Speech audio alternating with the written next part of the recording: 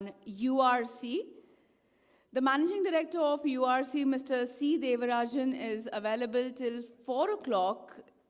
He won't be really sitting on the days or something. He won't be really addressing us, but if you want to interact with him in person, you are welcome to do so. He is here at the venue till 4 in the evening. This session is on changing track operations to customer service. This will be chaired by Mr. Sanjeev Ahluwalia, who is advisor ORF. As I mentioned earlier, before we broke for tea, before we broke for lunch, the issue paper that you find in the delegate kit has been prepared by him. There are pointers to several issues to be discussed in these technical sessions. Technical session 1 is over. We have 2 more sessions to go. So let us begin this second technical session by inviting Mr. Sanjeev Ahluwalia, advisor ORF, onto the dais. A very warm welcome to you, sir. I also call upon the panelists, beginning with Mr. Arvind Malkhede, Group General Manager, IRCTC, Madam Shinjini Kumar, Chief Executive Officer, Paytm. Welcome. Mr. Rajiv Gujral, ex-Taj Hotels, Mr. Manohar Raja, General Manager, RailTel, Mr. Alok Shirsagar, Partner, McKinsey & Company, Mr. Himanshu Arora, BlaBlaCar, Marketing Manager. So welcome to all the panelists. Before we begin, let me just announce that in interest of time, the speakers are requested to restrict themselves to initial remarks of 5 to 10 minutes. We will then have an interactive question-answer segment towards the end of the sessions. Of course, we have provision of microphones. You are requested to raise your hands, identify yourself, and also the name of the person to whom your query is directed to. Let me quickly introduce the session chairperson as well as the panelists. Session Chair, Mr. Sanjeev Ahluwalia, Advisor, Observer Research Foundation, affiliated with the Energy Research Institute, TERI, New Delhi, and the CUTS Center for Infrastructure Regulation and Competition, the CIRC, New Delhi, in honorary capacity. He holds a Master's in Economic Policy Management from Columbia University, New York, a postgraduate diploma in Financial Management from the Faculty of Management Studies, Delhi University, and a Master's in History from Stephens College, Delhi. Mr. Arvind Malkhede, Group General Manager, IRCTC. He is a 1991 batch IRTS officer, joined IRCTC, Indian Railway Catering and Tourism Corporation Limited as Group General Manager, West Zone at CST Mumbai in May 2015.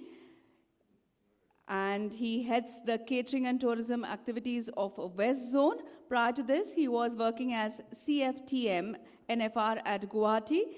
He has worked in various capacities, including Senior DCM Mumbai, Central Railway, Deputy COM Goods, DGM, CR, that is Central Railway, Deputy CVOT, and rich experience working in commercial operations departments and in general management of Central Railway, Mumbai. Madam Shinjini Kumar, CEO Paytm, 25 years of rich experience in banking and financial services in India, currently working at PTM. Prior to joining Paytm, she had held senior positions at PricewaterhouseCoopers, Reserve Bank of India, and Bank of America Merrill Lynch, writes regularly on banking policy matters, and participates in conferences and seminars India and abroad. She holds a master's in public policy from University of Texas from Austin, and MA in English literature from Delhi University. Mr. Rajiv Gujral, ex-Taj Hotel, serves as the Chief Operating Officer and Senior Vice President of Mergers and Acquisitions and Development of Taj Hotels, Resorts and Palaces. a subsidiary of the Indian Hotels Company Limited. Mr. Gujral served as the COO of the Indian Hotels Company Limited, served as Senior Vice President and COO of International Division and Member of Management Board of the Indian Hotels Company Limited. Mr. K. Manohar Raja, General Manager, RailTel, conceived, designed and implemented the first 139 service for railway information, created a collaborative platform for broadband delivery called RailWire, conceived the railway station Wi-Fi as a platform for digital inclusion, innovated on the procurement model to build a hosted video conferencing service, T-Pass, that is telepresence as a service. Mr. Alok Shirsagar, Director, Senior Partner with McKinsey & Company. He leads McKinsey's Asia Risk Management Practice, also led McKinsey Asia Center, also co-leads McKinsey's relationship with various Government of India committees focused on infrastructure development, also on the Next Gen Leaders Board for the Indian School of Business, the Board of Parliamentary Research Services. Well, the World Economic Forum named him a young global leader in year 2012 in recognition of his commitment to international business and public policy. He has a postgraduate degree in politics and economics from Oxford University and a bachelor's in economics from St. Xavier's, Mumbai, where he was a National Merit Scholar. Mr. Himanshu Arora leads the partnerships and marketing for BlaBlaCar in India. BlaBlaCar is the world's largest car ride-sharing network with more than 30 million members across 22 countries. Prior to this, he worked as management consultant with two of the major global consulting firms, Booz & Company and McKinsey & Company. Consulted with clients across India and Middle East on strategy and operational topics in consumer and retail and technology sectors. He is a PGP 2013 from IIM Ahmedabad and B in Information Technology from Punjab Engineering College. With that, before requesting Sir to take over charge, I would inform you that this entire program is being live webcast on imcnet.org. You may inform all those who could not attend this conference in person. If I could also request all those who are seated behind, there are many vacant seats ahead. You can occupy them if you wish to. Thank you. Over to you, sir. Thank you so much for doing a great job as always. Well, you know, this session post-lunch is usually referred to as the dead session, as it were, because everybody's sleeping. But I think that's why IMC and Hari have a very power-packed panel for you, about which you heard from the anchor. So I consider my job really to be very similar to Mr. Modi, the Prime Minister's today, which is very little government, but a lot of governance. So I propose to keep my interventions extremely slim and give the maximum opportunity to the distinguished panelists to put their views before you, and also to try and get much more interaction than was possible in the earlier two sessions in the morning, so that we come to some healthy and productive outcomes. Just a few words before we begin.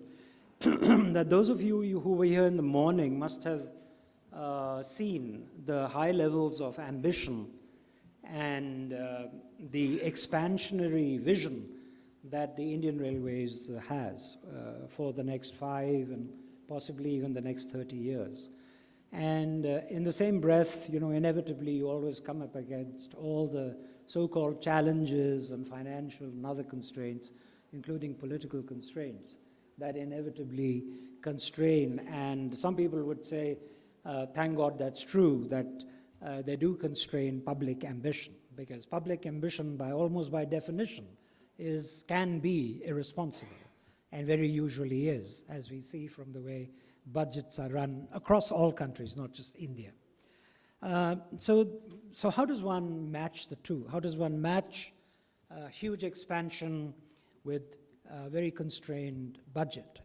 And ladies and gentlemen, you will be happy to know that all the participants, barring me, because I'm actually an ex-Babu, so I'm really totally a misfit over here, but all the other panelists here were selected after an intensive search uh, purely on the basis of how much have they contributed to the business of innovation. And innovation is, of course, not just making apps, also making apps, but a great deal more. So innovation in the financial sector, innovation in technology, innovation in processes, and of course, innovation in the IT world to bridge the digital divide. So I hope that all the panelists, and this is my request to all the panelists, is to really focus on this one particular aspect, which is your core strength, including yours. Don't get lost in your presentation, which isn't here. And let's focus on to what extent can the Indian Railways use innovation and use the development of new processes and fresh thinking, as Tagore said, open the windows of the mind. How much can we use that approach to bridge the gap between our huge ambitions on the one side and limited abilities, financial abilities in particular, on the other? Of course, as always, panel also has a constraint that we are not to look at the whole range of things, but we are really trying to look at how can we serve customers better. Now, having said that, better customer service is almost like an end game business because it's the outcome. It's the outcome that everybody needs. And telecom sector, which is represented here by Mr. Kuldeep Singh, is a good example. I mean, the Reliance Jio, for instance, is now serving customers by providing them free phone calls and very cheap data, which means that virtual business, also unfortunately virtual relationships now, are a lot easier and a lot cheaper than they were some time ago. And therefore, the net impact on margins is obviously likely to be felt by those who are in the physical world, as the railways is. The impact of 3D printing is going to be felt once again on those who are in the physical world, as the railways is. So there is the impact of Hyperloop, except that one of the SpaceX rockets just went up in flames, and we don't want that to happen to the Hyperloop, even when it comes up. But a lot of these innovations, ultimately impact those who are in the physical world and leave them with stranded assets. Nuclear power in some countries is a very good example. So how do we avoid, how should railways avoid the possible, risk of spending hugely and incurring stranded assets which will no longer be competitive 5 years down the road? How do we choose customers who we can satisfy? Who are our customers today? Big question. Not so much a big question on the passenger side, but a huge question on the freight side. Who can be customers of Indian Railways? So addressing all these issues in an innovative manner, just let your minds run free, and we'll have a ball in this session for the next 40 minutes. So everybody gets 7 minutes. That's what Mr. Vivek Debroy has prescribed in the morning. It's a good way to go. And though they usually say age before beauty, I'm sure Mr. Gujral will pardon me if I ask Madam here, Madam Kumar, Shinjani Kumar, to kick off the thing, to be followed by you, sir, if you don't mind, and then we'll just go one on the left and one on the right. Thank you. Would you like to stand up? There's an opportunity, I think, to be better seen.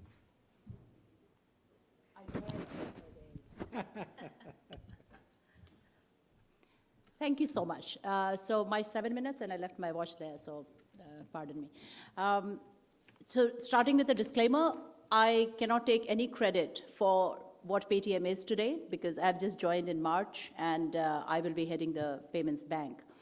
I'll share with you a few things that I have learned in my journey from having been part of conventional financial services and a regulator to being a part of a new age digital organization that has managed to scale up to a very large extent in a short span of time and has made itself extremely popular and in some sense, it's an incredible story of how much that brand is known and recognized and loved. So what does that mean for customer service? And as somebody who has very fond memories of Indian Railways, you know, all of us government servant parents, and you go for your LTCs, and so you do have a lot of railway stories. And at some point of time, you decide to not do it anymore. But let me try and talk a little bit about what does this digital age of customer connect mean for large physical infrastructure organizations like the railways, as I can relate from my experience.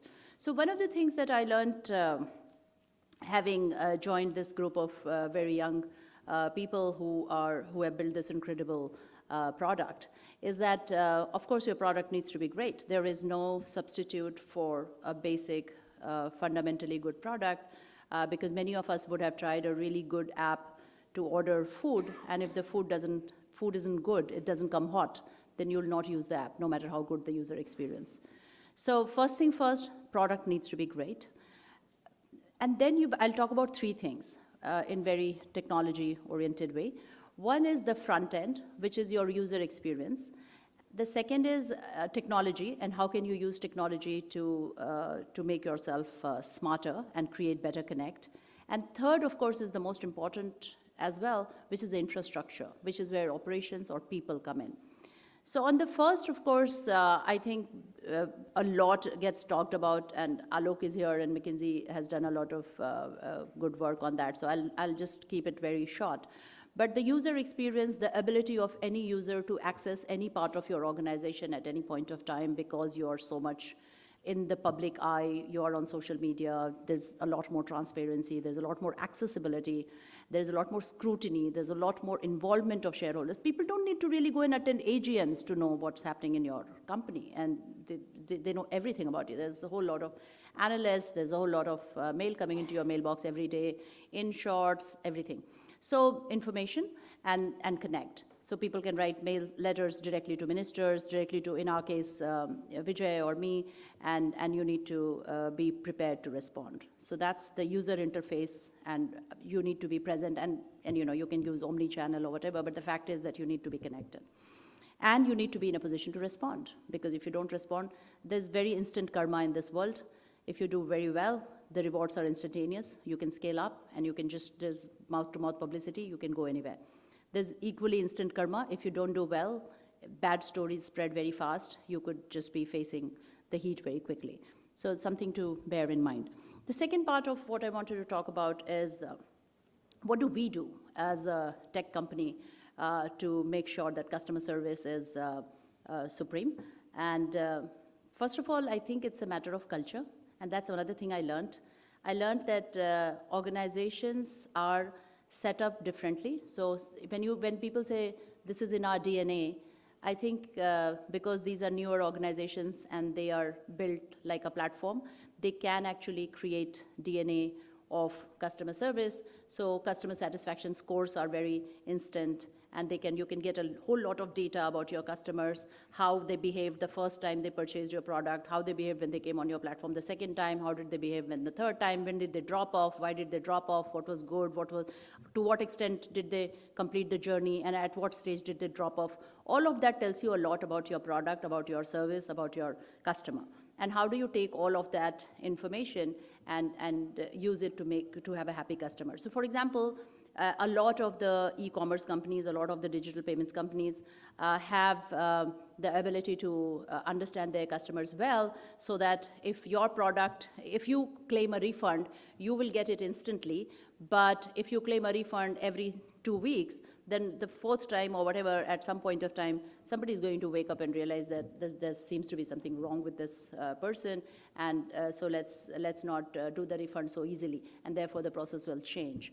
And so a whole lot of data analytics and data science goes into creating these platforms so that it becomes easier for companies to deal with this constant and large-scale customer service of small quantum of payments. So one of the challenges that Railways has is that every customer in that sense is also transactional. So you have relationships, everybody travels multiple times in Railways, but a journey is a transaction. You buy a ticket, you travel, you get down, and you go off.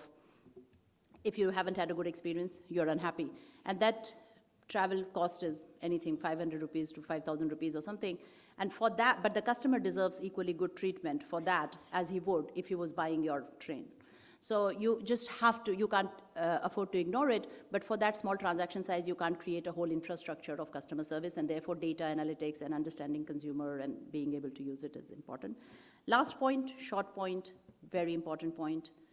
At the end of everything, there are people in your organization who need to be responsive, who need to have the culture to take this seriously, who need to understand that customer does come first. And I find that it's a lot more intuitive for younger people who have been, who have a very intuitive relationship, an intimate relationship with their smartphones and digital media, to create that connect and to understand that consumer, even if they have never heard their voice or never seen their face.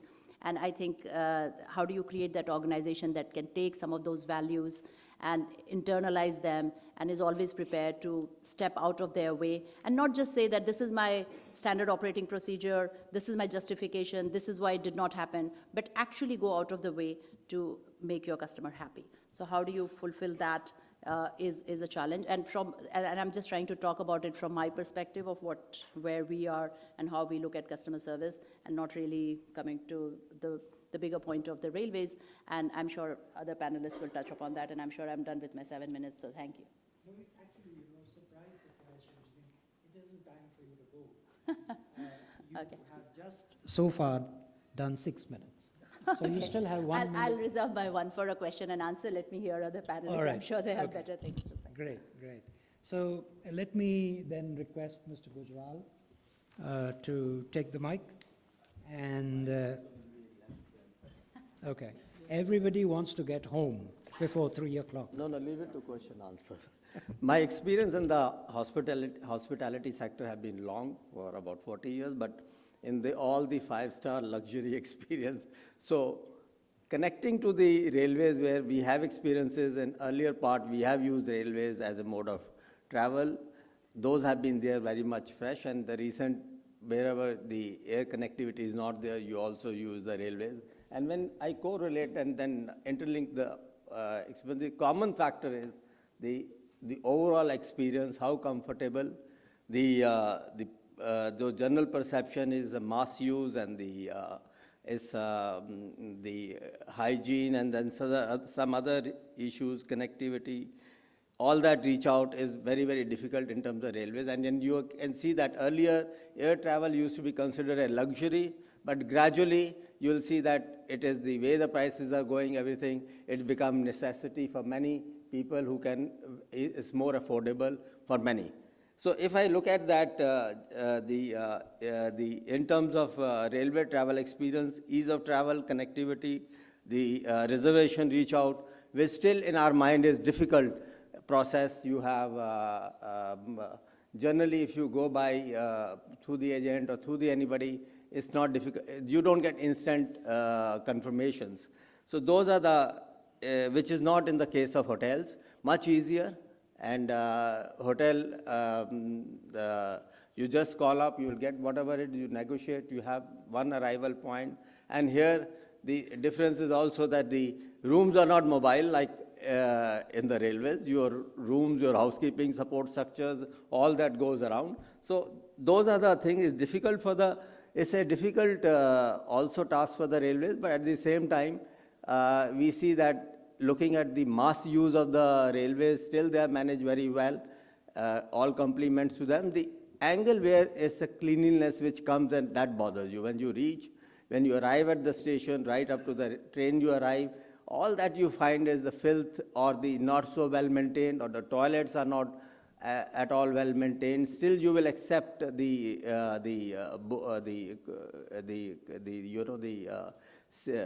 it's the sleeper or whether it's the first class AC, they're all acceptable, but the common factor is the hygiene. That's cleanliness around. That's where you feel people who can, those times have changed, and people's requirement for the better travel experience has also Those have been changing, and it is gradually changing. And when you see that in overseas you travel, the railways, whether it's a privately managed or state managed, those are much better, and you feel welcoming factor that you should use them.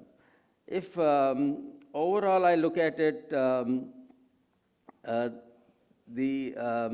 don't know whether how the human resource factor works in this in terms of they're getting into the more training, upgrading the education in terms of customer, going out of the way to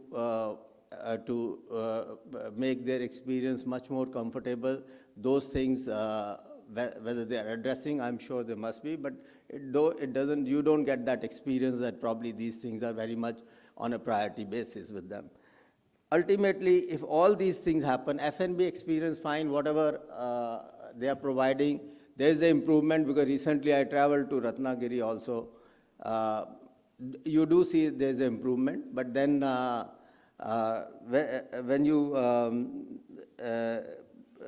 when I see that in terms of you cannot have multiple cuisine preferences like what you will have in the hotels.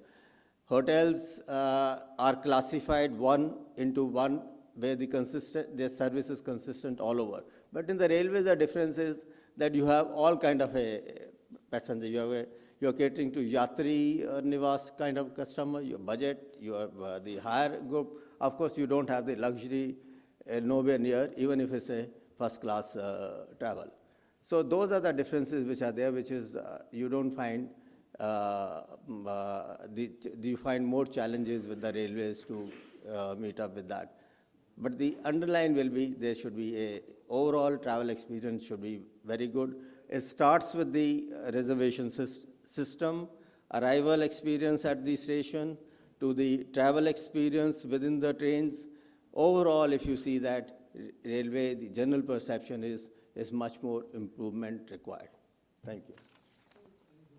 Since you also have a little bit of time, you can actually respond by sitting down.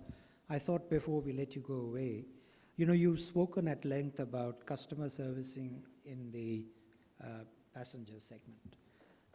Not so much on the freight side, which is okay. But, really I thought that we would like your views on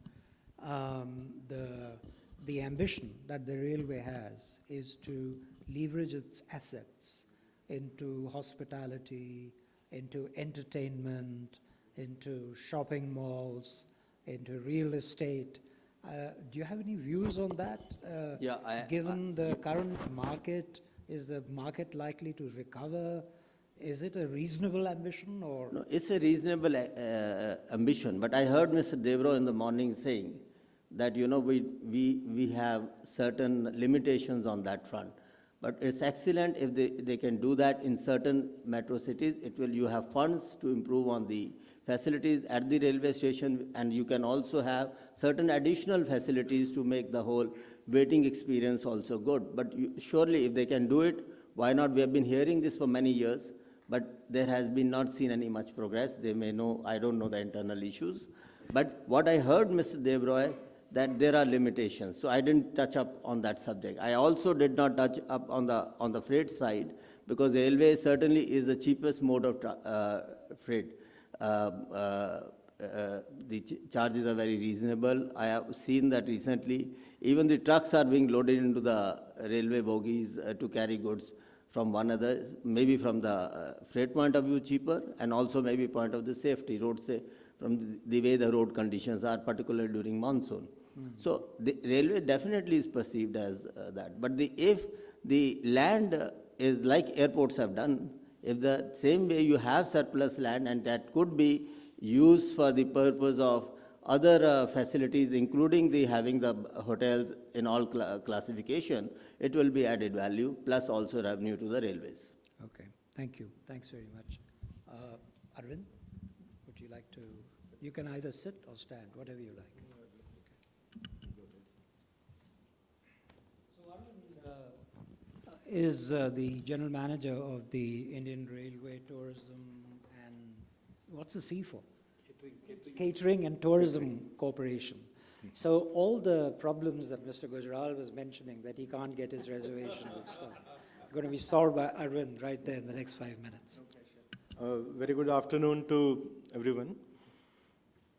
I happen to be with the Indian Railway Catering and Tourism Corporation, and this is that wing or that department of the railways, that public sector of the railways, which is fortunate to be dealing with the real customer interface in terms of facilities at the railway stations as well as while on the travel. And I would like to first list out some of the initiatives or some of the actions which have been taken in the recent times and which, would be forthcoming now in the coming couple of years again, which will probably give a highlight about, what are the areas that we have taken up and we are working on.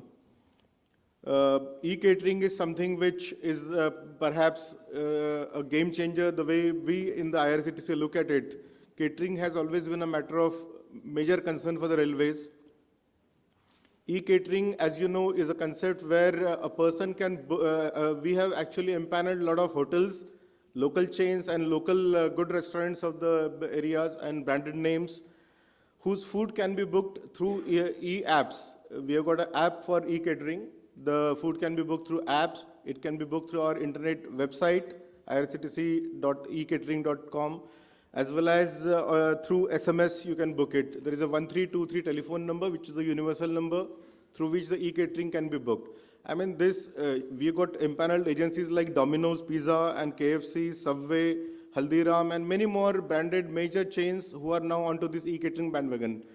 And people, it's in the initial phases now in the first year. We're hoping that a large number of bookings, catering bookings will now henceforth will start coming through the catering, because the whole idea of e-catering is to give the choice in the hands of the customer. That is where, the whole change in the way catering is handled on the railways will take place. Another concept which recently we have launched and we are trying out right now on certain trains is ready-to-eat meals. That is an area where IRCTC has tied up. In fact, initially some trials were done with the present ready-to-eat meals which are available in the market. And later on, IRCTC has tied up with Defense Food Research Laboratory, Mysore, from where we have developed some special kind of meal packets which will be much more cost-effective, as well as, the whole concept of ready-to-eat would be to provide hygienic food in the hands of the customer so that he can himself open it probably and eat it there itself. And dehydrated meals, another one very good concept which recently we tried out last week was the dehydrated food. In fact, I didn't know that poha and upma and various different kind of halwas can be had in dehydrated form. A company has come up with this kind of a concept. You just simply pour hot water into it, keep it for 5 minutes, and your meal is ready. These are different things which have been tried out. On the catering front, which is the major area where a lot of work will have to be done in the years to come, the whole concept this year, it has been announced in the budget also that the whole concept will now henceforth be that of developing base kitchens, which will be directly under the control of IRCTC. So we will be controlling the kitchen, the production part of it. And earlier on, if you're traveling, you must have seen that there is a pantry and in which the entire meal is cooked. Then the man handles it all the way 10, 15 bogies, he travels and brings it onto your seat. So the idea will be basically to get a pre-packed meal from a base kitchen, take it into the train and serve it to the passenger. So these are the major changes which are now coming up into the catering part. Then again, just now Mr. Gujral was talking about the experience at the platform. We are coming up with executive lounges at various places. 2 or 3 lounges are already ready. The New Delhi one is there for the past 1 year. And people have appreciated the concept of executive lounges at railway stations. We have been getting good footfalls, and the facilities which we are offering in these executive lounges are basically wash and change, which is a requirement at railway stations where person is coming only for a brief business trip. Then there will be buffet breakfast, Wi-Fi, comfort sitting, various other sundry activities like adding bookshelves to the executive lounges or adding other facilities like foot massage, etc. would be there. We are in the food plaza, which are again handled by IRCTC. That is a premium, a little better food experience, canteen experience at the railway stations. We have tied up with some of the best names in the market like Travel Food Services and Lightbite. They have opened a few food plazas. Travel Food Services has recently started a food plaza at Pune, which probably could be one of the, and their Visakhapatnam food plaza is doing very well. Then, I don't know, I mean, I'm not keeping track of the time, sir. I think I will just list out some of the things that I felt that I should be telling. Don't worry, you're faster than your trains. Okay. So before time. I didn't notice that. Okay, sir. Right. Trains, again, I mean, the MR in the morning said a lot about the speed of the trains. Probably we'll get to see a lot more faster trains now in the years to come. Another major initiative for the public at large that has been brought about in the customer interface by railways is water vending machines. Most of these things that I'm talking about, the policies are always issued by Railway Board in sort of coordination with IRCTC, and IRCTC happens to be the major implementing agency for these. So water vending machines, if you may have heard about it or maybe may have seen it on the Twitter and all, the photographs. Water vending machine is, it will do away with a lot of plastic. The way earlier people used to carry their own bottles, their own water bottles, and fill up the water from the railway stations and all. But nowadays nobody does that because people would like to take a branded water bottle. Here we are tied up with a lot of major water agencies in the country, people who are producing these machines. Their RO water and chilled water will be given to you at a very reasonable price, almost 1/3 the price that normally one gets a bottle. So, and that will also do away with a lot of plastic that we generate because of the bottles as well as the glasses that we use. Then e-bedroll is another initiative. Sleeper class passenger today does not have any option of getting any bedroll. So we have tied up, we have brought out a small kit of about 140 rupees for 2 bed sheets and a pillow. And there is another kit of about 110 rupees for a blanket. So this kit can be bought by a passenger. He can book it on the internet while booking his ticket, or otherwise independently. And the kit can be taken away by him. And it's at a very, very reasonable price. It can be reused. I mean, the kind of quality that is there can definitely be reused number of times. Then budget hotel is another area where IRCTC would be taking a lot of initiatives and coming up. We have some few budget hotels already in place. Some are under construction and some are being planned now in the years to come. Another area where we would be working for passenger comfort would be retiring rooms. It's quite in the advanced stages of finalization of policy. And most of the retiring rooms at major stations will now be converted onto PPP model. We would like to go in collaboration with the best players in the market and offer better experiences at the retiring rooms that we have at railway stations. E-ticketing, again, the main flagship area where IRCTC is known by the larger public. E-ticketing, the server capacity has been substantially enhanced, and it is the biggest e-commerce website in the country, as you all know. The capacity is now 15,000 tickets per minute, which is, I think, phenomenal capacity. And on one of the days in the month of March, around 13,500 tickets in a minute per minute were booked. A lot of tie-ups have been done, like with Paytm and MobiKwik. IRCTC has already tied up, and tickets can be bought through these e-wallets. Website, again, a lot of people, nowadays probably very few people have any doubts about the security of the website, but IRCTC website security has been substantially enhanced and a regular audit system has been set in place. Then international cards, internationally the ticket booking on e-ticketing website was not possible, which has been recently started about some 3 months back. Cancellation of PRS tickets on IRCTC website is another new feature which has been added. A lot of people buy a ticket at the counter, but while cancellation, they'll have to again go to the station. So this additional facility has been offered to people who want to do the cancellation at the last moment. Then automatic refund of tickets is another feature which has been added to the e-ticketing. Destination alert and wake-up alarms have been started on our website through IVRS 139 system. IRCTC is sort of trying to enhance its experience through app-based working by offering IRCTC Connect app and IRCTC e-catering app.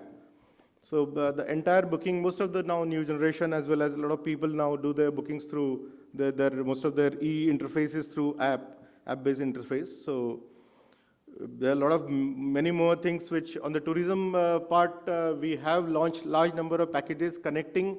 We got pre-booked, pre-reserved tickets from the railways on certain trains, on certain sectors where we can club the package. We give end-to-end services right from the point of boarding the train to sort of after reaching at the destination, the travel arrangements to the hotel, stay at hotel, all sightseeing combined packages are being launched on a regular basis by IRCTC. So Tiger Express, another new luxury, semi-luxury train has been introduced by IRCTC. We have the world's most trusted and most best luxury train is run by IRCTC, Maharaja Express. And it has a very good patronization also.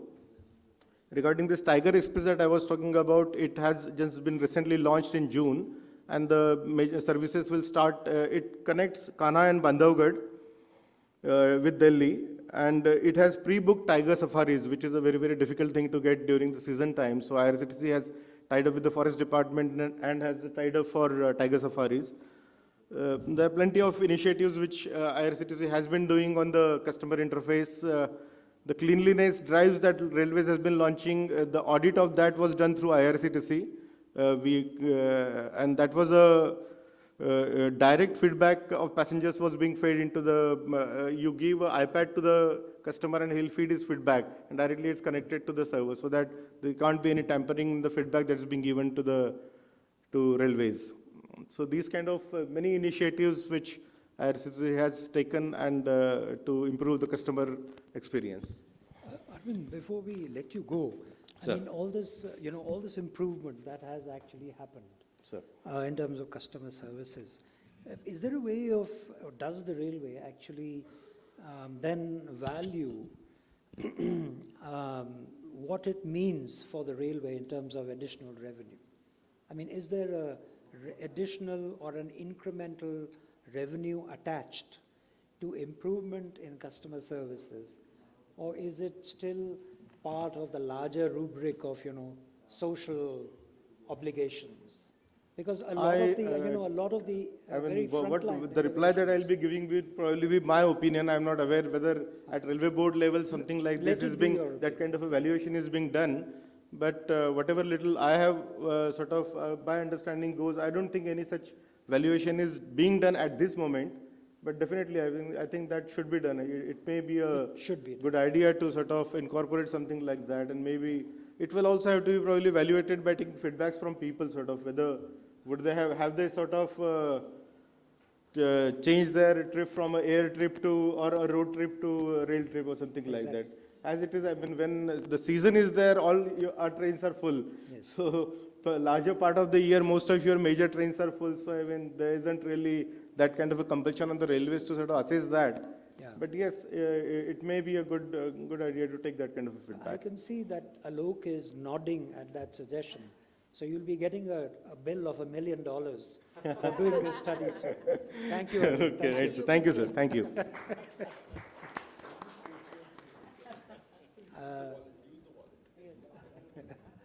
Mr. Raja, can we now go to you? And I would just request you to keep in mind, the various attributes that Shinjini listed of an organization which is on the ball and is in the business of customer service, really as you are, though I know you're dealing with a segment of it only. But in terms of your vertical, if I can call it that, how do you view the suggestions that Shinjini has put forward, and how difficult is it for you? It's always good also to share your problems with the customers, and we're all your customers here. So it would be nice if you could share with us some of the challenges you face in applying what the private sector can rather easily within its own portals. And of course, your own prepared presentation, which we would love to hear. Right, sir. Good afternoon all. What we'll do is, since morning we have heard about the railways, and one thing about the railway story is the scale. The numbers are in lakhs of crores, and the passengers are in millions, 20 odd million per day, and things like that. That is the size. It's 150 years old. You're talking about acts which affecting the company today, which was formulated in 1905. So that kind of legacy and size and the complexity is there with the railways. But what I want to tell you is, let me take you through a thread of thought process. Like such a large organization can still be agile. There is a startup nature to railways also possible. So let me quickly recount a story on one thread of that. Let's say it was in around 2000 when the telecom was opening up. The railways had fiber for actually, the only reason the fiber was there because the overhead traction used to disturb the copper fibers. So they went to OFC technology to avoid that overhead traction disturbance. So all we were using it for 2 Mbps kind of capacity. When telecom opened it, the railway ministry thought, okay, it has potential to do more things. So they created a company called RailTel Corporation. Now, RailTel Corporation quickly expanded the network. So and with the telecom boom, we became a carrier's carrier, and we quickly became profitable. So what happened to the railways is, earlier which was a cost center, where people, the railways used to actually spend money to maintain its infrastructure. Now it had become a business center, and we became a profitable company, and the railways telecom got modernized extensively. That is one thread. Now let's see when the carrier's carrier path kind of plateaued, then we wanted to see whether what can we do? We have bandwidth. We have a lot of bandwidth in the stations. Now, how can we? What can we do about it? So we built an innovative collaborative model called RailWire. We wanted to take broadband to the homes, and we tried it in some places in southern India. And we have more than 1 lakh of broadband homes today. And the number is growing quite significantly, and now we plan to scale it across India. Now, when we wanted to build this broadband homes, one thing we realized was, look, people don't know us, and we do not really have that kind of ability to create a brand like the big telecom boys do. So what we thought is, how can we build a brand name? How can people know that we have a broadband? And then we thought, okay, people come to the railway stations, people know the railways, so why don't we do Wi-Fi in the railway stations, and then people would know about RailWire. But then we went and tried to create a business model around Wi-Fi, which is kind of sustainable. Then we found that, public Wi-Fi across the world is not very sustainable. In that sense, its business case is weak. But you can't create a poor experience when you want to sell and create a brand awareness. So what we did is we decided who else would be interested in improving the entire internet ecosystem. So it didn't happen so easily, but we went through several iterations, and we actually went and tied up with Google. And now we are building one of the world's biggest public Wi-Fi systems. And if you see, it has become a platform for digital inclusion. If you look at the numbers, we have about 2 million active users every week. And this number is growing, and every time a new station is coming up, you'll find that the numbers are swelling further. And incidentally, we found that the tier 2 cities like Patna or Bhubaneswar or Jaipur is bringing in much more people who are really hooked to broadband. And what we see, some of the statistics we see is the average usage, the average user on a per day basis is using 10 times more bandwidth on the station Wi-Fi compared to a 3G user in India. So, so when we want to do something, then, like a startup, that sometimes such a big organization can behave like a startup and start thinking in that way. See, another thread which we had was in the railway station, we want to do many more things. Like this fiber which we laid across all the platforms and created a strong gigabit network there can do many more things. One of the things which came out is, yes, we could, the railway station has a very cluttered feel to it. Why don't we create a railway display network? And we built a business case for that, and it got accepted. Now it's part of one of the premium ventures for our non-fare revenue mobilization. If you look at, once you have 400 stations of Wi-Fi and ubiquitous Wi-Fi, so many more things are possible. Today, if you want to create efficiency, if you want to rationalize your manpower resources, if you want to rationalize your safety infrastructure and things like that, I think we'll have to ride on to another very important bandwagon which is happening, that is that of IoT. IoT is going to change a lot of things. Once connectivity, ubiquitous connectivity is available, a lot of things in the station premises can be automated and improved. So what we are doing is, we are taking one thread and trying to mix up many, many things along with that on the way. And this, I think, is in spite of a very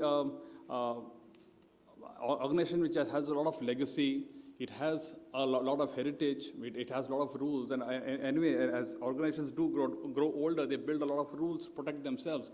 So it is like that, and still, we are able to sometimes be agile. And that is the framework which is going to take the railways to the vision which we saw this morning. What is happening today is the framework is getting opened up, and it's up to officials like us to use this framework and do our stuff. Thank you. I mean, I wanted to ask you that if you look behind you, IMC and ILFS say that there's $1 trillion opportunity.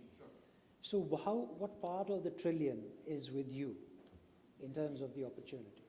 What percent? These are actually... I'm just trying to compare that Mr. Mukesh Ambani, for instance, thinks Yes. that there is an enormous opportunity worth several $1 billion, at least not $1 trillion, but at least a couple of $1 billion in rolling out, high-speed data Right. across the country. Right. So would the opportunity with the railways be of a similar magnitude, or do you think it would be much smaller? I think timing is everything, and if you see from the telecom side, if we now launch a broadband expansion or data expansion, the window is past its prime. We would be able to grow and we will be able to get customers because the broadband base in India is very small. We'll be able to do that, and but still, I would say not the kind of numbers which you're talking about, Gio, not at all. So, but we could do more things. Like for instance, we could build a mission-critical infrastructure which will support the train communications thing, and then support onboard communications for the passengers, and infotainment to the passengers, and things like that. So we will be able to serve our sector once we up our game. So will it be on developing that integrated information system? There are three or four different information systems that the railway has. Yes. And there was something which was going to integrate all of them. I'm coming to you, Hari. Integrating all of them into one. Is it fairly advanced? I mean, Yes, it is. Actually, see, one of the things which you will hear in the coming days, and we are completely working on that now, is to build a railway display network, which is going to integrate all the information which is available with the railways and put it up on digital screens across and organize it in a manner which is very relevant. We use a lot of analytics and ensure that whatever information is required for the passengers and to make the travel experience better and engage them in a much better way, is being built and is being evolved and being built. Another thing is because we are focusing so much on the passenger engagement and use, the ability to monetize through advertising also is increasing. So it's a win-win situation. okay. Yeah. Hari, do you want to break discipline and ask now or wait till later? Comment on what you just said. Well, I can't discipline you, so go ahead. The hidden jewel of Intel is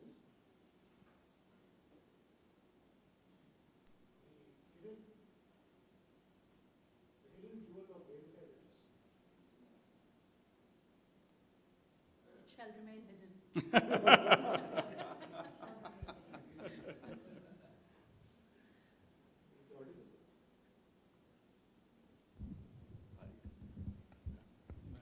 sorry for breaking protocol here, but the hidden jewel of RailTel is, it is the only broadband player in this country till date that covers 70% of India's urban market. There is no other broadband player anywhere close to this. And this is the opportunity that is precisely being missed when we say $1 trillion opportunity. If you ask me, much of the $1 trillion already is in RailTel. So, Dr. Raja, that's the second consultancy you have to give up. ILFS, another $1 million gone. Those billions Good, are sir. fast You know, disappearing. when we're talking of billions, we can give a million for sure. Okay, so since we've taken a break, and this has been a heavy subject, can I take a short break over here and introduce to you a very unusual person who's in our midst. Camila Lag, stand up please.